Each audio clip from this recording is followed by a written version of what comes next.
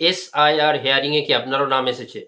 আপনাকে সব ঠিকঠাক থাকার পর সব কাগজ ঠিক দেখিয়ে আপনার পরিবারের বাকি সবার পাস হয়ে গেছে, আপনার একজনের নাম এসে গেছে। আপনারও কি এসেছে? তাহলে শুনুন, কেন্দ্র সরকার দ্বারা নিয়ন্ত্রিত ইলেকশন কমিশন এর একটা চক্রান্ত, খুব বড় ষড়যন্ত্র চক্রান্ত চলছে। বাংলার মানুষকে এসআইআর হিয়ারিং এর নামে আবার বিভ্রান্ত, হেনস্থা, হ্যারাসমেন্ট করা হচ্ছে। আপনাকে আগে বলা হয়েছিল ইলেকশন কমিশনের দিক থেকে আপনার কিছু লাগবে না, 2002 এ যার নাম আছে তাকে শুধু সেই ডাটা তুলে দিতে হবে, তার আর কিছু দেখা হবে না।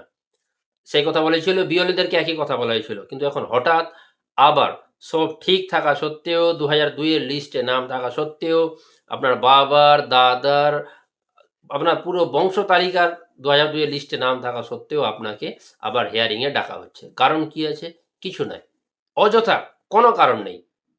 যা পাচ্ছে তা লিখে দিয়ে আপনাকে হিয়ারিং এর নামে ডাকা হচ্ছে এবং ডেকে আপনার আবার এটা ডাটা সেটা ডাটা চেক করা হবে। আচ্ছা, একটা কথা মনে আছে আপনার? বিজেপি বলেছিল না যে 1.5 কোটিকে বাদ দেওয়া হবে? তো ১ম এ ৫৬ থেকে ৫৮ লক্ষ বাদ গেল। তো ১.৫ কোটি তো টার্গেট পুরেনি। তাহলে কি নাম মিলেনি, বাপের নাম মিলেনি, দাদুর নাম মিলেনি, টাইটেল মিলেনি, এইচ আগে এইচ পড়ে, বি আগে বি পড়ে, এগুলা করে কোথাও ১.৫ কোটি পুরানো হবে না তো? ইলেকশন কমিশন কোথাও কেন্দ্রের টার্গেট পূরণ করছে না তো? একটু ভাবার বিষয় আছে। আপনি হিয়ারিং এ যাচ্ছেন, আপনি যান, কিন্তু খুব সাবধান এবং খুব সতর্কতার সাথে আপনি হিয়ারিং করান এবং দেখুন। প্রয়োজন পড়লে আপনি, যদি এমন কিছু আপনার মনে হয়, আপনি নোট করুন, ভিডিও নোট করুন, কারণ হতে পারে আপনার সাথে চক্রান্ত হচ্ছে, হতে পারে চক্রান্ত হচ্ছে।